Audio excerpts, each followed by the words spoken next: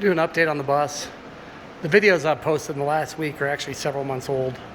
I just haven't had time to do updated videos. So here's where I'm at. Most of this accessory stuff came off the bus and was taken apart. The biggest thing was getting the new turbo up pipe made. That was the one that was rotted out. It's all wrapped with the heat shield now. I also put a heat shield on the turbo, as you can see there. Try to break down some of that heat. New pyrometer. Had new silicone hoses ordered and installed those, top and bottom, because those were getting old. A lot of that stuff was just sandblasted and repainted. Got the new hydraulic pump in. New hoses made for that.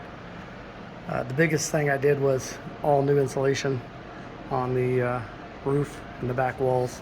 I made those panels. You can see another video of that. Hoping that's going to make a huge difference. Plus not having that hole in the top of the turbo up pipe.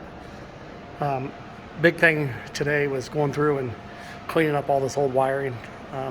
It's all going to end up getting tucked back behind here so you don't see it. There's the radiator tank. When it's sanded down, it's stainless, so that's going to get buffed out. New 50DN alternator. I had one, so I put it on. Rebuilt the Recore, sandblasted and redid the hydraulic tank, and based on Mally's recommendations, I also cut the steel pipe. Those tend to break the tanks. Cut it, put a 1-inch space between, and then did a rubber hose. Those vibrate and will break. Redid all my copper lines, or polished them up. Rebuilt the oil fill system, as well as the rear start box. On this side, redid the compressor, got it in, and so it's in there. Obviously the electrical was the big thing. There's a couple hundred hours just in that. I still gotta tidy that all up. It still looks a mess, but it will look cleaner when I'm done. But overall, this has been a massive project. This bus has been out of commission for about 4 months now. So I'm getting there. Hopefully gonna fire it up this week, God willing. I've got to prime the whole system. So I bought a Recore priming pump. Not a lot of people have seen them, but you can draw fuel right from the fuel tank directly into the Recore, and it will self-prime everything. So that's it. There's the radiator. It's been redone. And when I say redone, it was actually in really good shape. Just had it all cleaned up, serviced along with the charge air cooler.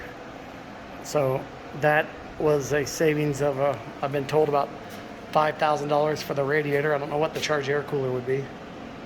So glad that those can be saved. So that will end up going in this week. I'm waiting for silicone radiator hoses.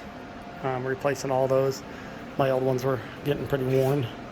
And ironically, my parts table there's all my charge air cooler lines and air filter lines, a lot of electrical stuff.